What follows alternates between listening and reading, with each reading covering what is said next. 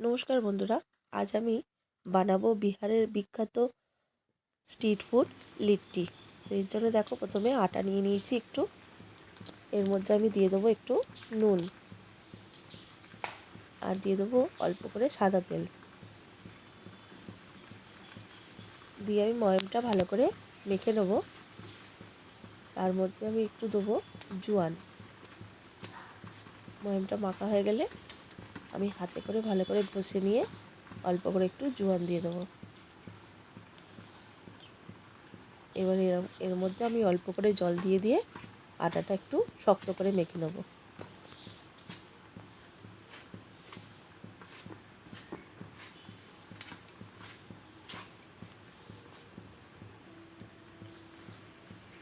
অল্প করে করে জল দেবো, বেশি পাতলা করলে হবে না। আটা রুটি মাখার আটার থেকে একটু শক্ত করে আটাটাকে ভালো করে মেখে নিতে হবে। দেখো এইভাবে আমি আটাটা মেখেছি, দেখো এইভাবে শক্ত শক্ত করে মেখে নেবো। এটা আমি এবার একটু চাপা দিয়ে রেখে দেবো আধ ঘন্টা মতো। তো এদিকে দেখো নিয়ে নিয়েছি একটু ছাতু। এবার এই ছাতুর মধ্যে আমি দিয়ে দেবো নুন, পেঁয়াজ কুচো,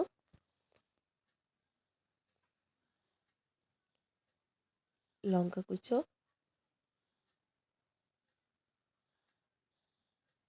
আর দিয়ে দেবো অল্প করে ধনেপাতা কুচি।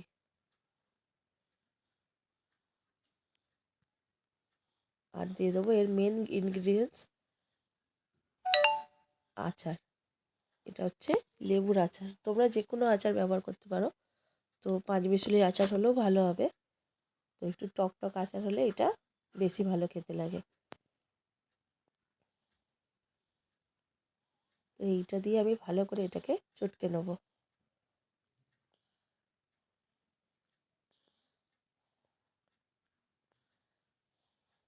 এর মধ্যে আমি একটুখানি জল দেবো, বেশি পাতলা করব না, একদম শুকনো শুকনোই থাকবে।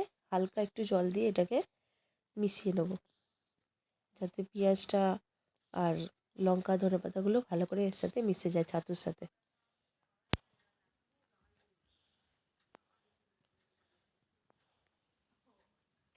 দেখো ঠিক এইরকম দেখতে হবে, বেশি ভিজেও না বেশি শুকনোও না। এইরকম মুঠো মুঠো করে দেখে নেবে যে জিনিসটা ভালো করে মাখা হয়েছে কিনা। এদিকে আমার আটাটা হয়ে গেছে, দেখো এবার আমি লেচি কেটে নেব। আমার এতগুলো লেচি হয়েছে। তো এবার আমি লেচির মধ্যে পুরটা ভরে নেব। এর মধ্যে আমি পুরগুলো ভরে নেব। পুরটা ভরে নিয়ে আমি আসছি। আর এদিকে দেখো আমি কুকারটা গরম করতে দিয়েছিলাম, কুকারের গার্ডারটা খুলে নিয়েছি। দিয়ে আমি কুকারটাকে গরম করে একটু অল্প করে তেল দিয়ে দিয়েছি যাতে গায়ে না লেগে যায়। এর মধ্যে আমি পুর ভরা আটার এগুলো লেচিগুলো আমি দিয়ে দেবো।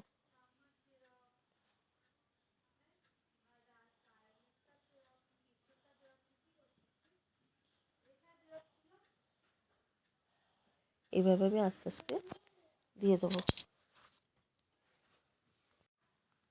আর আমি ওপর দিয়ে চাপা দিয়ে দিলাম। 5-7 মিনিটের মধ্যে চাপা দেবো আমি, ফ্লেমটা আস্তে করে রাখবো। এবার আমি আস্তে আস্তে এটা উল্টে দেবো। দেখো কি সুন্দর কালার আসছে।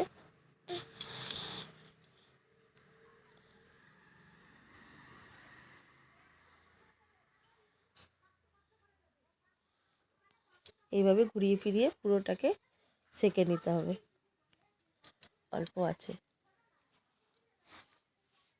দেখো আমার এগুলো হয়ে গেছে, আমি বার করে নিয়েছি। বাকিগুলো আমি দিয়ে দেবো এইভাবেই একই রকমভাবে।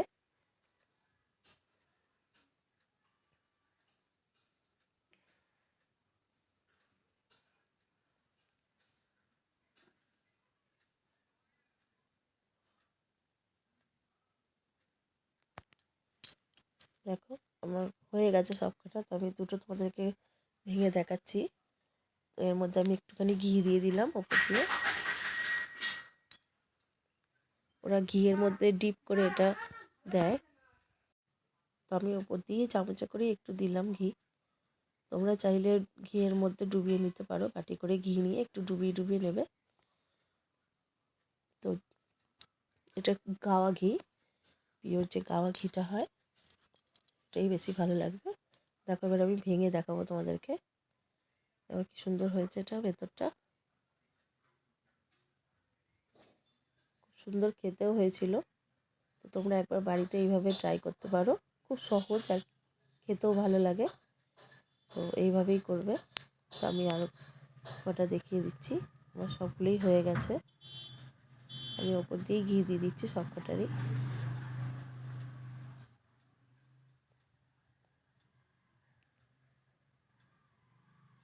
আজকের রেসিপিটা কেমন লাগলো আমাকে একটু কমেন্ট করে জানিও।